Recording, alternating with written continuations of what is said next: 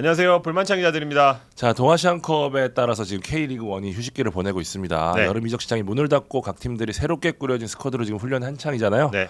A매치 휴식기가 끝나기 전 각 팀들의 달라진 전력을 한번 살짝 정리해 보겠습니다. 이렇게 되면 또 리그 보시는데 재미가 또 더질 수 있잖아요. 네. 현재 정규리그 순서대로 진행을 하도록 하겠습니다. 가장 먼저 선두 울산입니다. 들어온 선수는 황재환 선수 임대 복귀했고요. 마틴 아담 선수가 영입이 됐습니다. 나간 선수 마크 코스타 그리고 서주환 선수 이렇게 되겠네요. 네, 울산은 묵직한 한방이라고 표현할 수 있을 것 같습니다. 순서대로 말씀드리면요, 유스 출신이죠. 미드필더 황재환 선수의 임대 복귀로 이적 시장의 시작을 알렸습니다.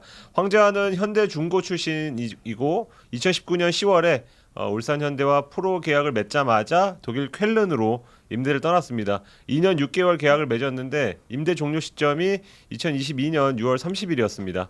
구단은 영입이라고 발표를 하긴 했는데 복귀가 조금 더 맞는 표현이라고 생각이 되고, 울산은 수준급 유스 자원이 화수분처럼 쏟아지는 팀이잖아요. 한때는 또 경험을 쌓기 위해 해외로 또 국내 타팀으로 쭉쭉 보내는 시기가 있었는데 그쵸. 올해는 걷어들이는 타이밍으로 보입니다. 김현우, 오인표가 돌아왔고 김재성, 민동환은 임대를 마치고 복귀를 했습니다. 황재환은 그런데 이들과는 케이스가 조금 다릅니다. 홍명보 감독은 올 시즌 전반기에 김민준과 최기훈 둘을 22세 카드로 번갈아 활용을 하면서 어떤 내부 경쟁을 좀 도모를 했었는데요. 황재환은 오자마자 4경기 연속 선발 출전을 했습니다.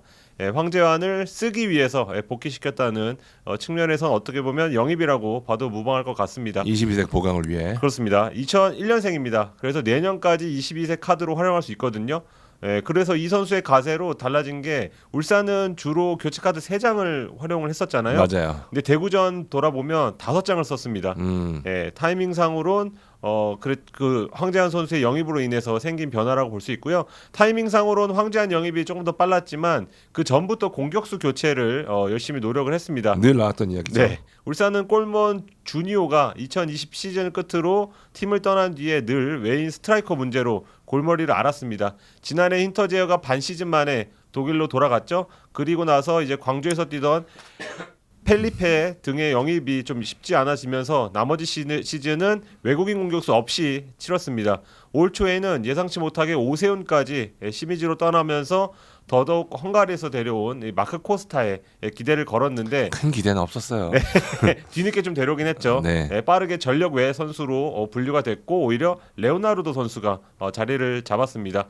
그래서 홍명보 감독은 새로운 공격수 영입을 위해서 코스타를 정리하길 바랐고 전남 등 다양한 구단과 컨택을 했지만 선수가 번번이 거부를 하면서 무산이 됐습니다.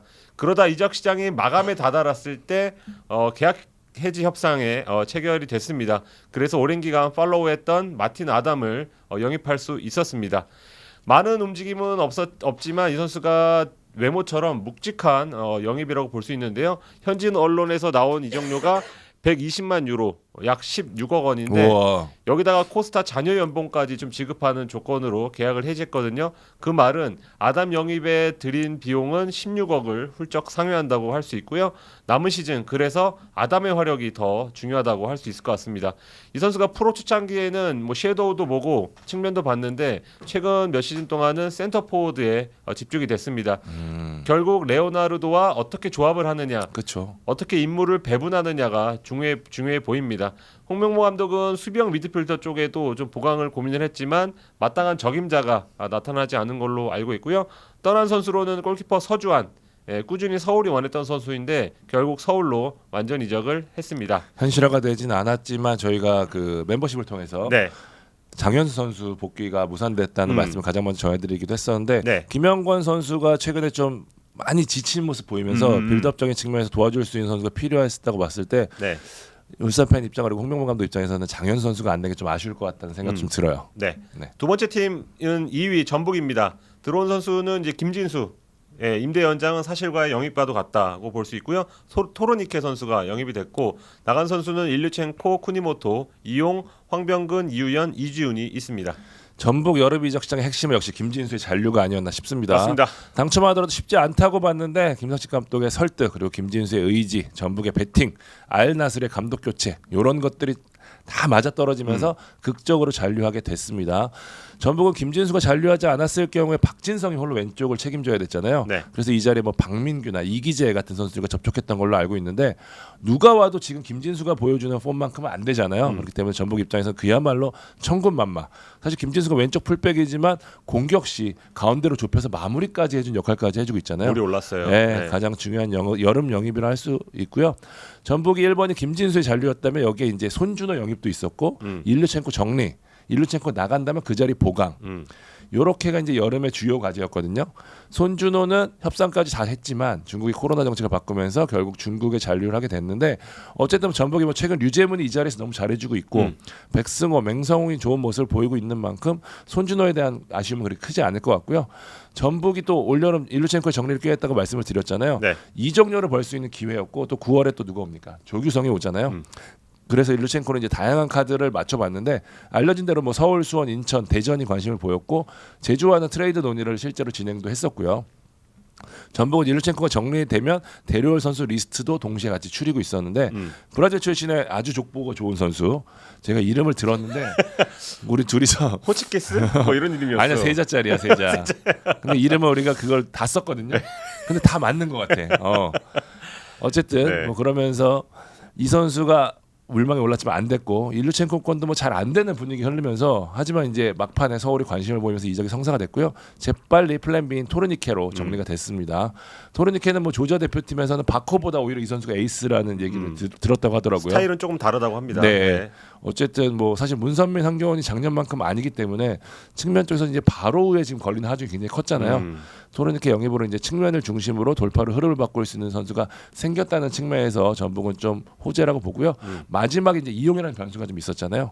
사실 이제 프런트랑 김상식 감독은 안 보내려고 했었거든요. 상징성이 있으니까. 네, 김문환 백업 자원에 대한 고민을 하지 않을 수 없었기 때문에 안 보내려고 했는데 이용이 워낙 강력하게 요구를 했고 그러면서 결정을 내린 뒤에 안산의 아스나위 영입을 알아봤던 걸로 알고 있습니다.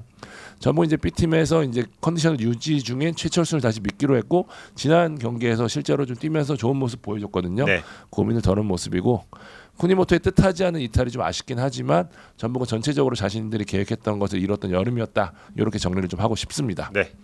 자, 세 번째 팀 포항입니다. 포항은 들어온 선수는 없고 나간 선수는 이제 김윤성, 윤석주, 김지민, 이석규 이렇게 됩니다. 조용했습니다. 겨울과 달랐습니다. 지난 시즌 전에는 정재희, 뭐 박찬용, 완델손, 모세스, 윤평국 그리고 시즌 돌입해서는 김승대까지 알차게 보강을 했습니다. 그때부터 나왔던 얘기가 예산 많이 써서 여름에는 쓸 돈이 없다. 이렇게 얘기 나왔고 김승대 영입은 그런 의미에서 승부수에 가까웠다는 얘기도 좀 들었습니다. 그 전망대로 실제로도 이적 시장에서 별다른 움직임이 포착되지 않았습니다. 새롭게 영입한 박찬용, 김승대 이런 선수들이 잘해주고 성적도 기대만큼 잘 나오면서 움직일 필요성도 크게 느끼지 못했을 것 같습니다. 그러다 이적 시장 마감 이틀 전에 갑자기 포항에 낀 트레이드가 급 논의가 됩니다. 포항 구단과 팬들이 어떻게 보면 참 안타까워한 선수죠. 부상에서 돌아온 이광혁. 올해 계약이 끝나는데 포항에서 시즌 초에 기회를 잡다가 최근에 좀 밀려난 감이 있었습니다. 저 자리 너무 많아요 선수가. 맞습니다. 네. 이광혁은 뛰고 싶었습니다. 그리고 수원 FC에선 2선에서 상대를 흔들 수 있는 왼발잡이 이광혁에게 좀 매력을 느꼈습니다. 포항도 선수의 미래를 위해서 보내줄 용의가 있었던 걸로 알고 있는데 전제 조건이 이제 있었습니다. 이선 자원이 한 명이 와야지 보내준다는 건데요. 그때 안산의 까뇨뚜가 테이블 위에 올라왔습니다. 선임대 후 영입 방식으로 그 방식이라서 부담도 크지 않았습니다. 맞아요. 네. 연봉도 생각보다 높지 않고요. 그래서 김기동 감독은 까뇨뚜가 김승대, 허용준, 정재희, 완델손 등과는 또 다른 스타일이고 그렇죠. K리그 2이긴 하지만 국내 무대에서 어느 정도 적응을 한 상태여서 영입하면 좋겠다고 생각한 걸로 알고 있습니다. 요거를 결정하느냐 마느냐 무렵에 네. 까녀투 선수가 되게 잘했어요. 그래서 갑자기 네. 김기동 감독이 긴가민가 하다가 야 하자 이렇게 된 거였거든요. 네. 네. 수원 FC의 양동현이 이제 안산으로 가는 삼각 트레이드가 일사천리로 진행이 됐고 이광혁은 데드라인에 수원으로 가서 팀 훈련에도 참가했던 걸로 알고 있습니다. 이렇게 다 되는 줄 알았던 딜이 마지막 날 안산 내부 사정으로 없던 일이 됩니다. 이 딜에 들어있던 구단, 감독, 선수들 모두 벙찐 상태가 된 건데요. 이광혁은 딜이 무산됐다는 소식을 듣고 다시 송라로 복귀를 해야 했습니다. 일부 선수가 입대, 계약 해지 등으로 팀을 떠나긴 했지만 어떻게 보면 전력 외 선수들이라 마이너스는 없었던 이적 시장이라고도 할 수 있을 것 같습니다. 포항 같은 경우는 워낙 그 잘 짜여진 팀이라 그렇죠. 기존 선수들이 그대로 지켜진 것만으로도 아마 만족스러웠던 여름이 아닐까라는 생각도 좀 듭니다. 네 번째 팀은 4위 제주입니다. 김범수, 김금배가 들어왔고요. 이정문, 추상훈, 홍성욱, 김종민, 문경건이 떠났습니다. 제주는 여름에 되게 바빴어요. 네. 근데 소득이 없었어. 예, 그렇게 정리할 수 있을 것 같습니다. 일단 팀의 가장 큰 고민이었죠. 22세 자원에 김범수를 더했습니다. 한국의 제이미 바디라고 불리면서 데뷔골까지 넣고 뭐 팀에 잘 녹아들고 있다는 점에서 일단 만족스러운 영입이었습니다. 네. 문경건이 군대를 가면서 이제 백업 골키퍼 자리가 필요했는데 김금배가 들어왔어요. 김금배가 뭐 성격이나 프로 정신이 상당히 좋은 선수이기 때문에 백업 골키퍼로는 아주 이만한 자원이 없다. 이런 평가를 들을 정도인 선수이기 때문에 아주 좋았던 영입. 근데 여기까지는 다 좋았는데 진짜 원했던 자리 사실 따로 있었잖아요. 이 자리에 영입이 실패하고 말았습니다. 일단 좌우 윙백 백업 자원 안태현 선수를 야심차게 영입했는데 사실상 시즌 아웃에 가까운 부상을 당했거든요. 네. 그러면서 정우재 안현범에 걸리는 하중이 워낙 크다 보니까 이 두 선수를 대체할 선수를 찾았는데 결국 뜻을 이루지 못했습니다. 성남의 박수일 선수를 원했지만 실패를 했고요. 동시에 공격진 보강도 원했거든요. 지난 시즌 득점왕을 차지한 부동의 스트라이커 주민규가 올 시즌을 끝으로 계약이 만료되고 측면 쪽에서는 또 왼쪽에 비해서 오른쪽 조나탄 링이 또 약간 좀 아쉬운 부분이 있었잖아요. 확실한 선수를 원했습니다. 그래서 물망에 올랐던 선수가 일류첸코, 뮬리치, 문선민 같은 선수들이었고요. 실제 다양한 카드를 통해서 트레이드 작업을 했는데 결국 실패를 했습니다. 마지막까지 계속해서 영입을 시도했던 만큼 실패에 대한 아쉬움이 좀 클 수밖에 없는 상황이고요. 제주는 일단 왼쪽 윙백 자리에 이제 조성준 선수를 기용하면서 기존 자원들을 활용하는 쪽에 초점을 맞췄고 공격진은 지금 이정문까지 이랜드로 떠난 상황이잖아요. 그렇기 때문에 당분간 주민규의 부상이 없기를 바라야 되는 그런 상황이 됐습니다. 네. 개인적으로 수비 쪽 영입이 좀 있었으면 했고 실제 시도도 했는데 시장에 마땅한 카드가 없었다는 게 제주의 고민이었고요. 아시아 챔피언스리그 진출을 노리는 제주 입장에서는 문제가 무엇인지는 명확히 알았는데 답을 얻지 못했다는 점에서 좀 아쉬운 여름이었다. 이렇게 정리하고 싶습니다. 네, 인천은 어땠을까 한번 보겠습니다. 에르난데스가 들어왔고요. 나간 선수 큽니다. 무고사 선수 그리고 문창진, 김준범, 이준석 선수도 떠났습니다. 어쨌든 문창진, 김준범, 이준석 선수는 뭐 군대 갔고 문창진은 사실상 전력 외였기 때문에 큰 변화가 없는데 무고사가 에르난데스로 바뀌었다. 이게 결국 가장 중요한 포인트. 그러니까요. 그리고 올 여름 전체를 관통하는 포인트 중에 하나였습니다. 인천은 무고사로 시작을 해야겠죠. 팀 득점의 70%를 책임졌던 핵심 스트라이커가 일순간 팀을 떠났습니다. 다들 아시는 대로 빗셀고베가 바이아웃에 무고사가 받던 연봉의 2배를 지불하면서 무고사를 영입했고 인천 입장에서는 말 그대로 발등에 불이 떨어지게 됐습니다. 사실 인천은 워낙 베스트 11이 탄탄했잖아요. 그러니까 측면에서 무고사의 득점력을 나눠 가질 수 있는 외국인 공격수 여기에 또 가능하다면 뭐 뎁스를 더해줄 수 있는 중앙 미드필더 뭐 센터백 백업 자원 이렇게 영입하면 좋겠다 생각했는데 웬걸 무고사가 떠나면서 모든 게 새로 시작됐습니다. 갑자기. 네. 애초에 물망에 올랐던 선수가 안병준, 일루첸코 다들 아실 거예요. 하지만 영입이 쉽지 않은 상황이라 기존 자원들을 믿고 갈까도 고민을 했었는데 계속된 무득점에 좀 마음을 바꿨고 뜻하지 않게 기회가 생기면서 에르난데스를 영입하게 됐습니다. 인천이 바이아웃을 지르면서 경남에서 에르난데스를 영입을 했는데요.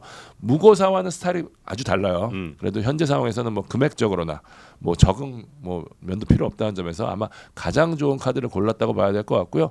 실제 에르난데스는 2경기를 치렀는데 꽤 빠르게 팀에 녹아드는 모습입니다. 조성환 감독이 현재 에르난데스를 살리기 위해서 다양한 전술적 준비를 하고 있습니다. 사실 인천은 에르난데스 외에 다른 공격수 영입도 승부수로 준비를 했었는데 창 기자가 오랫동안 준비를 했었죠. 이를 위해서 뭐 추경 카드도 알아봤었고, 근데 실제 협상까지 나섰지만 아쉽게 실패를 했습니다. 전체적으로는 인천은 이제 부상자들이 돌아오면서 다른 포지션의 경우에는 좋았을 때와 비슷한 상황이 좀 됐고요. 오반석도 돌아왔고요. 다만 이명주와 좋은 호흡을 보였던 여름의 장기 부상으로 이명주의 하중이 좀 크게 걸리고 있다는 게 고민이거든요. 그래서 이 자리에 좀 고민을 했었는데 잘 안 됐고 역시 무엇보다 이제 에르난데스가 경기력적으로는 저는 잘할 거라고 생각해요. 근데 무고사가 갖고 있는 득점력 측면에 얼마만큼 나눠 가질 수 있을지. 만약에 에르난데스가 안 된다면 기존에 이용재, 김보섭, 송시우가 해줘야 되는데 이들이 얼마나 해줄 수 있을지가 아마 남은 시즌의 중요한 포인트라고 볼 수 있을 것 같습니다. 네. 여섯 번째 팀은 수원FC입니다. 이용 들어왔고 강준모 들어왔고요. 김기수, 박상명이 떠났습니다. 들어오고 나간 선수에 대한 이름값이 크지 않았기 때문에 이용 선수 쪽이 좀 아무래도 주목을 해야 될 것 같고요. 그렇죠. 네. 사실 수원FC가 여름 이적 시장에서 꽤 많이 이름에 오르내린 팀입니다. 뭐 수원FC는 유전 터졌냐 이런 얘기 뭐 많았었는데 당초만 하더라도 수원 FC 1순위 어디였냐? 중앙 미드필더였습니다. 계속 얘기 나왔죠. 네. 네. 지난 시즌 3-5-2 형태에서 시즌 초반까지 계속 3-5 형태를 썼잖아요. 네. 이영재 역할을 했던 선수를 찾았습니다. 그러니까 많이 뛰긴 하지만 창의적인 패스를 넣어주지 못했거든요. 니실라가. 그래서 또 뭐 다소 아쉽다는 내부 판단을 내렸고 보내는 쪽으로 좀 가닥을 잡았었습니다. 대신 이 자리에 여러 선수들이 물망에 올랐는데 윤빛가람, 라마스, 쿠니모토 등이 후보였고요. 실제 세 선수 다 협상이 진행이 됐었습니다. 그런데 의외로 플레이메이커에 대한 고민이 해결이 됐습니다. 수원FC가 전형을 바꿨어요. 맞아요. 4-4-2로. 이러면서 미드필드 플레이가 눈에 띄게 좋아졌거든요. 이 전형 상태에서는 니실라도 할 수 있는 게 많다는 결론을 내렸고 그러면서 이제 중앙 쪽은 해결이 됐잖아요. 김도윤 감독이 다시 고민을 한 게 중앙 수비였어요. 그러니까 김건웅이 포백에서 의외로 잘해주면서 한 자리를 잘 잡았는데 남은 자리가 불안했단 말이에요. 근데 시장에 좋은 센터백이 없어서 고민을 했고 신세계를 센터백으로 한번 돌려보자 하는 실험을 했는데 대성공이었어요. 그러니까 그런데 신세계를 중앙으로 계속 붙박이로 돌리고 싶은데 오른쪽에 정동호가 부상이 너무 잦은 거예요. 그래서 최근 두 경기는 또 신세계가 사이드를 봤었는데 그래서 막판 영입한 게 누구였냐? 이용이었습니다. 김동인 감독 적극적인 영입 의지를 내비쳤고 월드컵 출전을 원하던 이용이 화답을 했고 그러면서 이제 수원FC는 박민규, 김건웅, 신세계, 이용 이렇게 시즌 개막전과는 전혀 다른 포백으로 이제 남은 시즌을 치르게 됐습니다. 부상으로 쉬었던 잭슨도 돌아왔거든요. 그러면서 수비 쪽 뎁스가 좋아졌고요. 여기에 사실 김도윤 감독이 이 측면에서 균열을 줄 수 있는 확실한 윙포워드 아까 말씀해주신 이광혁 선수 했었는데 좀 잘 안 됐던 게 좀 아쉬운 게 김도윤 감독이 그러더라고요. 아 훈련 중 하는 거 보니까 진짜 좋은 거 많이 가졌더라. 네. 되게 아쉬워하더라고요. 수원FC 이광혁 같은 유형이 좀 없거든요. 어쨌든 수원FC는 뭐 막판에 중앙 쪽 플레이메이커 유형이 오면 좋다라는 판단하에 왜냐면 그렇게 되면 이제 3-5-2도 다시 병행을 할 수가 있잖아요. 윤빛가람 영입을 시도했었는데 결국 뜻을 이루지 못하면서 이적 시장이 마감이 됐습니다. 일단 수원FC는 당초 구상과는 다른 여름을 보냈지만 현재 4-4-2가 확실히 자리 잡고 있고 힘을 더해줄 수 있는 선수를 영입했다는 점에서 나쁘지 않은 여름이었다라고 정리하고 싶습니다. 네.